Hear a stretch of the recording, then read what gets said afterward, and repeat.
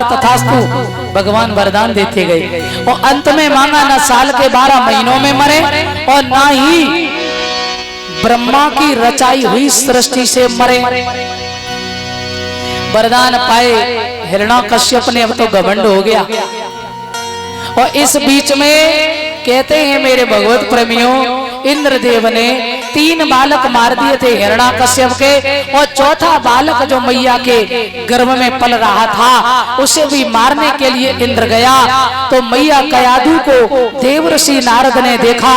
नारद जी इंद्र से छुड़ा करके अपने आश्रम में ले गए और मैया को सुंदर भगवत चर्चा सत्संग सुनाया। तो आ जाइए, मैया को जब सत्संग सुनाया तो माँ के यहाँ जब बेटा पैदा हुआ है, बेटा का नाम रखा गया प्रहलाद। परम भक्त हिरण्याकश्यप आए और राज्य में यह आदेश कर दिया है कि आज के बाद में कोई भी भगवान का नाम नहीं लेगा। घर में, दीवालों में, हवन में, कीर्तन में, जहाँ भी हो वहाँ मेरा नाम होना चाहिए, कोई भगवान का नाम नहीं लेगा। मैं राजा हूँ, मैं ईश्वर हूँ, ऐसा सबको कहना होगा। और जो मेरी कहीं न मानेगा तो जेलों में रहना होगा। भैया अब डर के चक्कर में कोई कुछ नहीं कह रहा है, सब हिरण्याकश्यप की जी हजूरी कर रहे हैं। पर मेरे सज्जनों, धीरे धीरे समय हुआ। हिरण्याकश्यप ने एक दिन अपने बेटा प्रहलाद को देखा। गुरु शंडा अमर्क जी के यहाँ दाखिला कराया।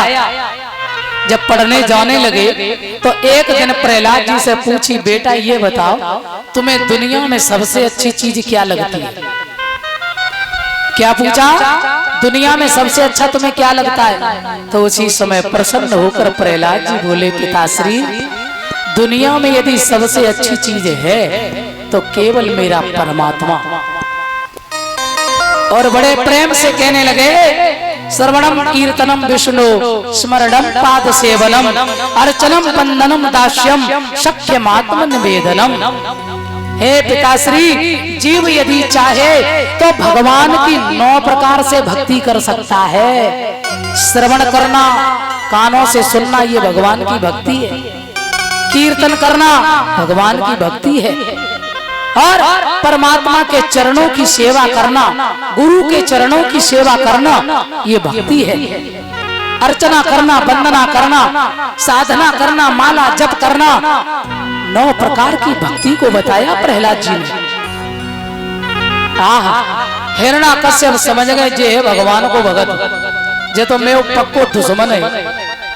गुरु शंडा अमर्क जी से जाकर के कहा हिरण्याकश्यप ने, गुरु जी हाँ, मैं एक बात आपको बता दे रहे, क्या ये मेरा बेटा भगवान का नाम ना ले, ये ध्यान रखना।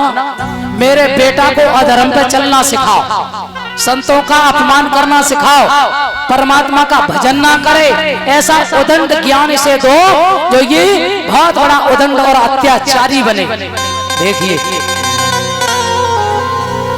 माता पिता कहते हैं गोस्वामी तुलसीदास, पुत्रवती युवती जग सोई और रघुपति भगत जास सुत होई। सच में पुत्रवती माँ और पिता वही होते हैं जिनका पुत्र भगवान के चरणों का भजन करता है।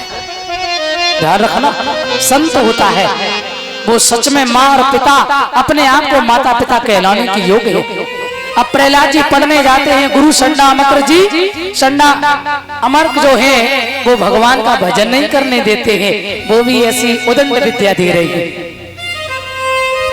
बेटा भगवान का नाम मत लेना, तुम्हारे पिताजी के दुश्मन है। हाँ, प्रहलाद जी छोटी उम्र है और कहते हैं, क्योंकि प्रहलाद के गुरु कौन है? देवर्षि नारद। गर्भ में ही जब प्रहलाद जी पल रहे थे, सारा ज्ञान सुन लिया प्रहलाद जी ने देवर्षि नारद के द्वारा। तो वो तो परम भक्त हैं, पढ़ने तो गए पर जे पढ़ाई ना पढ़ रहे, जो दुनिया की पढ़ी जाती है। अब तो चटशाला में जाकर चट अपना रंग जमान लगे, लड़कों को कथा सुनाने लगे, ईश्वर की रटन लगाने लगे। 2 अक्षर मानो शेष रहे उस प्रेम पाठ की माला में, और जय राम राम जय राम राम छा गया शोर चटशाला में। आहा, प्रहलाद जी पढ़ते और सबसे भगवान का कीर्तन कराते हैं।